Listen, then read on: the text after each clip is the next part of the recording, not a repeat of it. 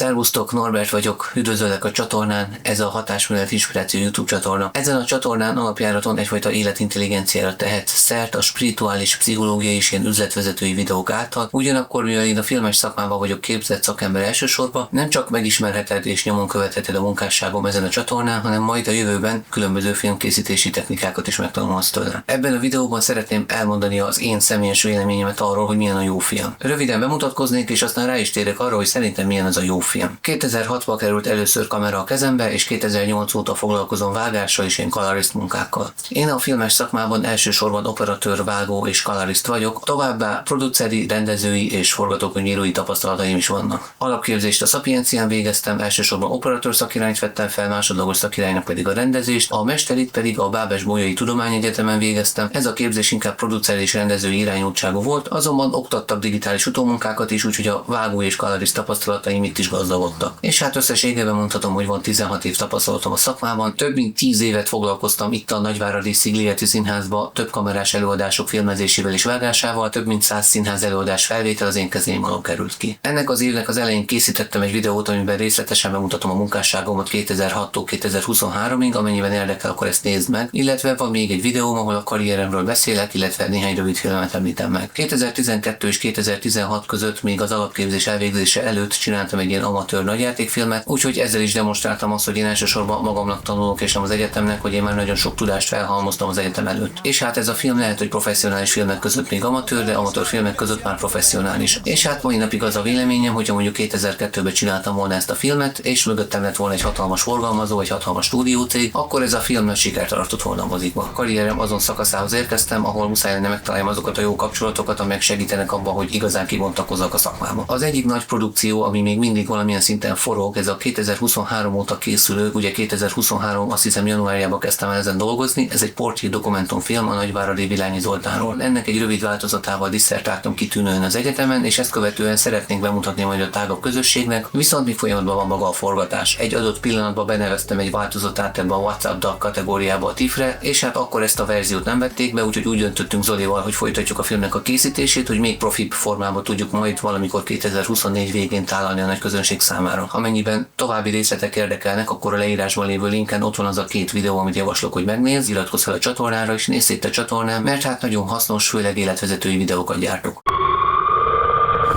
Na de most végre térjünk rá arra, hogy milyen az a jó film, legalábbis szerintem. Elsősorban én mindig is szerettem azokat a filmeket, amelyek egy nagyon egyedi, eredeti ötleten alapulnak, és nem valaminek a koppintása. Én személy szerint nem nagyon szeretek koppintani, és próbálok mindig eredeti lenni, és hát úgy gondolom, hogy az a jó film, ami valamilyen formában, valami újat, valami nagyon eredetit tud letenni az asztalra. Az utóbbi időben a hollywoodi filmek mindig egy ilyen meglévő receptre építkeznek, és hát ettől egy kicsit az a szaga van, hogy mindegyik ugyanolyan, legalábbis a nagy részének. Szeretem azt, amikor egy filmnek van mondandója, amikor a film valamilyen szinten túlmutat önmagán, és hát nagyon-nagyon jó élmény meg is nézni ezt az alkotást. Amikor az alkotás maga tükrözi azt, hogy ez nagyon-nagyon lelkes csapat által készült, és hogy mindenki úgy próbálta beletenni a maximumot. Hogy csak egy filmet említsek, ami az utóbbi időben nekem nagyon tetszett, ahol látszott az, hogy nagyon-nagyon gondosan ki volt dolgozva minden szinten az a film, ez nem más, mint a Greatest Showman. Szeretem, amikor egy film behipnotizál, leköt, és amikor egy ilyen euforikus hatást tud kelteni a nézőben. Amikor én, aki filmek alkotásával foglalkozok, elfelejtem azt, hogy filmet nézek, és ez nagyon nehéz, mert szakmai általában, hogy mindig arra gondolsz, hogy ezt hogyan csinálták. Filmes szakemberként nekem az az igazi élmény, amikor úgy elfelejtem, hogy filmet nézek, mert annyira jó a sztori, annyira jó a vezetés, annyira jó minden. Annyira szeretem, amikor úgy professzionálisan ki van találva minden, és elsősorban nagyon sok esetben a hollywoodi filmeknél van erre büdzsé, hogy mindent ilyen nagyon profi megcsináljanak. Milyen színvonalasan megcsinálták már az I Am Sam az operatőri munkát, ami tükrözi, ahogyan a főszereplő látja a világot, úgymond ilyen ADHD-sként. Tehát szeretem azt, amikor valamilyen minden szempontból nagyon jól kigondolt, nagyon professzionális, és amikor úgy érzem, hogy úgymond minden akkord a helyén van, tehát hogy amikor úgy érzem azt, hogy úgymond ebbe a filmbe, ebbe a szimfóniába, idézőjelbe, minden ott van, ahol kell legyen, és így ilyen nagyon felemelő élmény megnézni ezt a filmet, még akkor is egy szomorú filmről beszélünk. Azok a filmek, amelyek így igazán megfogtak engem, csak hogy hirtelen 2-t említsek, a 2014-es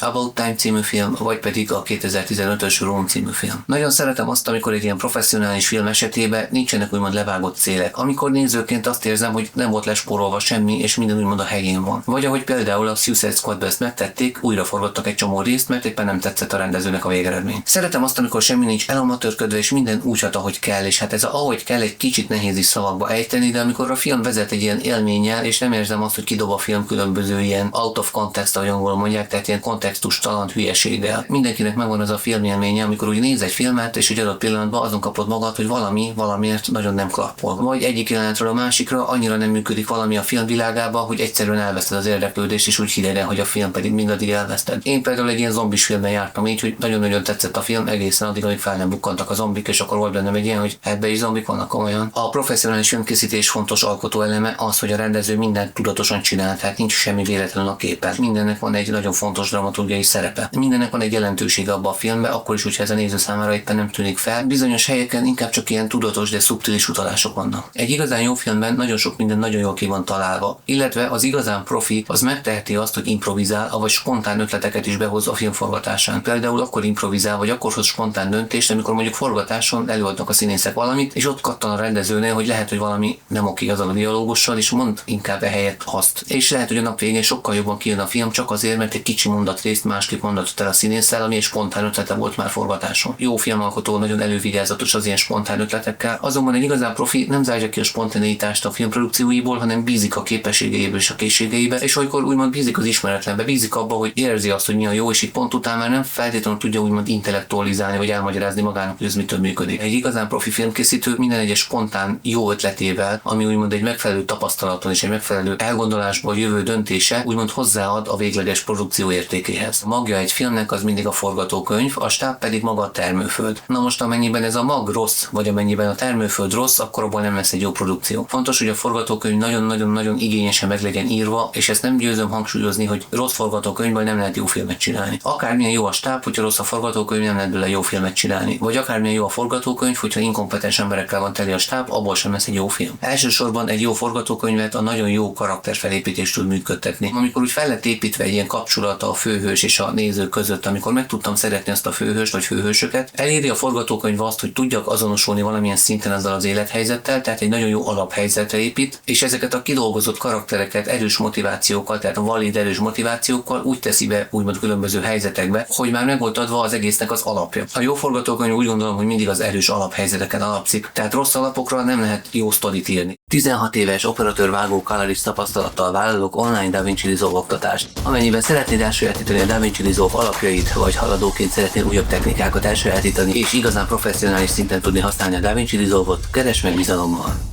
A jó forgatókönyv elsősorban mindig nagyon-nagyon intelligensen kitalálja, hogy az alaphelyzetek megállják a helyüket, vagy hogyha a filmnek egy egyedi világa van, akkor ez úgymond legyen kongruens, legyen folyamatosan olyan, és ne az legyen, hogy egyik percben valami lehetséges, és a másikban már nem. És erre az erős alaphelyzetre legyenek kidolgozott karakterek, akiket valamilyen nagyon tudunk szeretni, még akkor is, ha egy Jokerről beszélünk. Én úgy gondolom, hogy vannak univerzális szabályok, hogy mitől fog jól működni egy sztori, azonban ha ugyanazt a képletet használjuk minden filmhez, akkor ugyanolyan filmeket kapunk, akkor is, hogyha nagyon eredetinek tűnnek. Attól működik jól egy film, amikor folyamatosan meg tud lepni egy jó értelemben. Folyamatosan tud egy olyan fordulópontot hozni, amire én nem számítottam. Szeretem az olyan forgatókönyveket, ahol nagyon jól bánik a forgatókönyvíró a különböző suspense, rejtés, meglepetési elemekkel, és ezeket a rendező megfelelő módon tudja bemutatni, ahogy vászonra vezetni. Szeretem úgymond az olyan történetfordulatokat, vagy plot twisteket, amelyek akár minden, amit addig láttam a filmben, teljesen átértelmeződnek számomra. És hasonlatosan egy jó krimihez folyamatosan újabb és újabb kérdéseket vet fel a nézőben. A jó film nagyon jól bánik az idővel, avagy a filmidővel, és mit is jelent ez? Ez azt jelenti számomra, hogy egyik jelenet sem túl hosszú, avagy egyik snit sem túl hosszú, avagy túl rövid. Mikor minden jelenetnek a megszületéséhez, vagy kifejeződéséhez, vagy minden érzelemnek a megszületéséhez megvan adva a megfelelő idő, megvan adva úgymond a perceptuális idő, amennyi idő alatt én azt felfogom, de ez nincs nagyon elhúzva, vagy nincs nagyon rövidre fogva. Tehát most, hogy egy példát mondjak, verekedős jelenetben meg tudom úgy mutatni, hogy a néző nem lát belőle semmit, és nem érti, hogy mi történik, és így folyamatosan tele van vágásokkal össze-vissza. Ugyanazt a jelenetet meg tudom mutatni úgy, hogy vannak benne dinamikusan vágások, de folyamatosan levágom, hogy mi történik. Egy jó filmben többek között azáltal jönnek létre a különböző állapotok, atmoszférák, hogy nagyon-nagyon jól kezeli a rendező az időt, és hogy a vágó ráérez arra, hogy minek mennyi időt kell adni, vagy még snit meddig kell tartson. A jó vágó érzi azt, hogy milyen hosszú kell legyen egy snit, hogy egy jelenetet mennyire kell hosszúra vágni, amíg egy rossz vágó összecsapja, és ahogy nem jön létre az atmoszféra. A jó filmnek ugye van egyfajta magmája, egy üzenete, van benne egy olyan mindenen áthaladó üzenet, amit azt talál meg, aki keresi, és ez nem feltétlenül maga a történet, hanem az, amire utal a történet saját magát meghaladva. A jó film általában általában vizuálisan, ahogy én nevezem, transzparensen van elmesélve, ami azt jelenti, hogy minden egyes snit vizuálisan egy olyan kontinuitásban van egymáshoz képest, amely egy olyan élményt teremt, hogy észre sem veszem, hogy filmet nézek. Ez pedig persze nagyon jó operatőri és vágói döntéseken múlik. A jó operatőr pedig együttműködve a rendezővel és a díszletmunkásokkal egy egyedi színsémát talál ki a filmnek, és a színek egyfajta erős hangulatteremtő energiával tudnak rendelkezni a megfelelő módon, beágyazva a többi történetmesélő elemmel. A tudatos jó vizuális elbeszélésnek általában több szintű dramaturgiai funkciója van. Beszél a színekkel, a kameramozgásokkal és azzal, hogy a kamera pontosan milyen szögben van a színész arcához képest. Az igazán sikeres profi operatőrök általában ráéreznek arra, hogy egy arcot milyen szögből kell filmezni, ahhoz, hogy egy bizonyos érzést közvetítsen a néző felé. Úgyhogy egy jó rendező vagy együttműködve az operatőrrel, vagy rábízva az operatőrrel megengedi, hogy úgymond az operatőr döntse, hogy az adott jelenetben milyen szög adja át a legjobban azt az érzést, avagy kelti azt az érzetet, ami kiegészítvén ugye a többi narratív elemmel létrehozza a nézőben azt az érzés alapú atmoszférát, ami által megéli a jelenetet. Egy jó példa a vizuális történetmesélésre akkor mondjuk, mikor bejön egy ilyen álomjelenet, és valamilyen teljesen más színvilága van, és akár hangvilága is. A jó filmzene is fontos faktor abban, hogy egy filmet úgymond jónak lássak. Amikor a filmzene vagy visszhangként van jelen, és így háttérként, vagy valamit pont elmond, úgymond főingerként az adott jelenetben. Egy jó film nagyon jól bánik a különböző ingerekkel, hogy a megfelelő módon irányítsa a néző figyelmét, illetve hogy a különböző vizuális és auditív hatások egyfajta koherens módon legyenek jelen, ami azt jelenti, hogy ezek a különböző ingerek vizuálisan és auditíven úgymond kiegészítsék egymást, ahogy egy szimfóniát alkossanak. És amennyiben ez nem egy dramaturgiai funkció, az egyik nem próbálja elnyomni a másikat, avagy mindig van egy fő vizuális inger, vagy egy auditív inger, avagy egy fő inger, amire valamiért rá kell figyelni, és persze, hogy ez a fő inger állhat részben vizuális elemekből, vagy részben auditív elemekből. Egy jó film nagyon professzionális szinten épít arra, hogy ezek a különböző ingerek hogy egészítik ki egymást, és hogy mire vezetik a nézőt, hogy úgymond ő hogy érezze magát a filmnézése közben.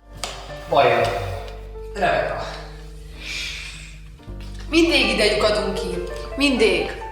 Kérlek szépen, vegyél már komolyan engem, jó? A film azáltal, hogy úgymond befogadjuk, valamilyen szinten folyamatosan hagy az érzéseinkre. Ugye, hogyha ráhangolódóan nézel egy filmet, akkor úgy neki átadod azt, hogy érzed magad egy bizonyos szinten. És egy jó film attól működik, hogy mint egy partner, aki fel kell táncolni, rád hangolódik, de nagyon szépen vezet. Avagy a különböző ingerek és impulzusok által vezet téged be egy úgymond élményvilágba. Egy jó film nagyon jól tudja, hogy mikor van szükség több csendre, hogy milyen hosszú csendre van szükség, vagy esetleg milyen típusú zenére van szükség az adott jelenetben. Ugye ezek a különböző ingerek lehetnek kontrasztba is egymással. Például egy felemelő jelenetet látunk vizuálisan, de valakinek egy nagyon régi, szomorú emléke ez a filmbe, ezért szomorú zenét komponálnak hozzá. Vagy lehet ismerős az a jelenet, amikor a sorozatgyilkos ilyen szimfonikus zenére végzi a gyilkolást, és nem hallunk más, csak a szimfonikus zenét. Ezek ilyen érdekes, összetett hatásrendszerrel működnek, és érdekes hatást keltenek érzelmileg a nézőben is. Az egyik jó filmes elem, amikor a film meg tud tanítani nézni őt, avagy van egy egyedi világa, akár egy egyedi felépítése, és ahogy megtanulsz hallgatni mondjuk egy dalt és sejted, hogy a refrén következik, ugyanúgy úgymond ilyen különböző sejtésekre és asszociációkra épít, akár egyedi triggerekre, egyedi kiváltó eszközökre, vagy egyedi jelrendszerrel utal különböző dolgokra, és te, mint néző, ezt meg tanulod nézni, és akkor, amikor már nem mondja ki a rímet, akkor is tudod, hogy mi lenne ott. Csak hogy egy jó példát mondjak, a Nem vének való vidék című filmben van egy ilyen, hogy a sorozatgyilkos megöl folyamatosan embereket, és egy adott pillanatban megkérdezi, hogy láttad az arcom, és azt mondja, hogy láttam. És onnantól kezdve a néző úgymond egyértelműen értelmezi, hogy gyilkosság történik, és nem kell már azt is megmutassa a rendező. Szerintem a jó film esetében a vágó nem csinál egy teljesen másik filmet a vágóasztalnál, hanem érzi azt, hogy mi a rendezői szándék. Mert ugye egy teljesen másik film tud megszületni a vágóasztalnál, hogyha nem érzi azt, hogy a rendező milyen szándékkal és hogyan készítette azt az adott jelenetet. Egy jó vágó érzi a ritmust, a tempót, érzi a különböző érzelmeknek azt az idejét, amíg megszületnek azok. Tud az ilyen mikromimikából olvasni, és érzi azt, hogy pontosan mennyire van szükség, hogy valamilyen szinten muszáj, hogy legyen egyfajta ilyen szociális intelligenciája, hogy tudja, hogy mi is mire, hogy működik. Kell legyen egy ilyen vizuális ráérzése arra, hogy mi működik, de ez önmagában nem elég, mert hogyha nincsen egyfajta ilyen pszichológiai ráérzése a dolgokra, akkor nem úgy fogja összevágni, hogy ez a jelenet működjön is. Szeretem azt, amikor egy rendező úgy nagyon tudatosan és nagyon kifinomultan jól bánik a történetvezetéssel, és amikor úgy ráérez arra, hogy a forgatókönyvet hogyan kell úgymond vászonra vinni a megfelelő módon, amikor érzi azt, hogy mi az úgymond eredeti szándék annak a történetnek, amikor érzi azt, hogy milyen érzéseket kell létrehozzon. Sok esetben az a jó film, amikor úgy nagyon érezték az alkotók azt, hogy mi működik és mi nem. Amikor a színészek is átérzik azt, hogy az egész film miről szól, és nem csak úgy mechanikusan eljátszák az adott jelenetet, akkor úgy nagyon más lesz az egész. Persze nagyon hozzáad a jó filmhez az is, hogyha jó a színész színészi játék, és nincsenek ilyen túljátszások, vagy ilyen látszik, hogy játszik beütések. Ugye van olyan színész, aki elment egészen a method acting technikáig ahhoz, hogy teljesen lelkesen, teljes mértékben úgymond azt a karaktert hozza, amit a rendező megálmodott. Egy pár olyan filmet említsek, amelyek számomra zseniális alkotásnak minősülnek. Ilyen lenne a Seven, ilyen lenne a Shutter Island, ilyen lenne az Anna 2019-es Luc Besson Annája, ilyen az Árva című film, vagy ilyen a Don't Breathe, ilyen a No Country for Old Men. Igazából minden műfajban vannak kedvenceim, és nem mondhatom azt, hogy csak egy műfajt szeretek. Alkotóként szeretnék minden műfajon belül majd színvonalas alkotásokat készíteni, rengeteg filmötletem van, azonban minden alkotó valamilyen formában be kell fusson. És hát ugye kijött az első nagy játékfilm 2016-ban, azt még amatőrként készítettem, kb. Semmi pénzből, úgyhogy a következő alkotásomhoz nem várom, hogyha lesz pénz is. Már most vannak komoly terveim, és stratégikus gondolkodás által megpróbálok, hogy majd minél hamarabb betörni erre a filmes piacra, főleg mint operatőr vágó colorist elsősorban. Azonban vágyom arra, hogy producerkedjek és rendezzek és forgatókönyveket is írjak majd, viszont úgy meg kell adni mindennek a megfelelő időt. A Related Dreams az nem más, mint az a kreatív márkanév, amit használok a különböző alkotásomhoz. 15 éves tapasztalatom van, illetve nemrég elvégeztem egy mesteri képzést is itt a Bábes-Bolyai Egyetemen Kolozsváron. Eddig filmeztem és vágtam több mint 100 színház előadást, rengeteg eseményfelvételt készítettem, van több rövidfilmem, van egy nagy játékfilmem, videóklipeket is készítettem ugyanakkor, úgyhogy amennyiben úgy érzed, hogy szükséged van ilyen jellegű szolgáltatásra, akkor keres engem bizalommal. Egyelőre a Túl drága kirónás című filmem 2023-as kiadása nem elérhető, azért mert beküldtem egy filmszemlére, ami októberben lesz, és úgy szeretném, hogy elmenjenek erre a filmszemlére az emberek, és ne otthon nézzék meg. Úgyhogy a Túl drága kirónás 2023-as változata majd ismét elérhető lesz online. Amennyiben érdekel, megnézheted az előzetesét ennek a filmnek, illetve a Rated Dreams csatornáján megnézhetsz különböző rövidfilmeimet is. Ha még nem iratkoztál fel, iratkozz fel a csatornára, köszönöm a figyelmed, ez a Hatásművelet Inspiráció YouTube csatorna. Jelentkezz te is a Hatásművelet Podcastbe, beszélgetések feltörekvő, nem mindennapi tehetségekkel és nagyon egyedien gondolkodó különböző személyekkel.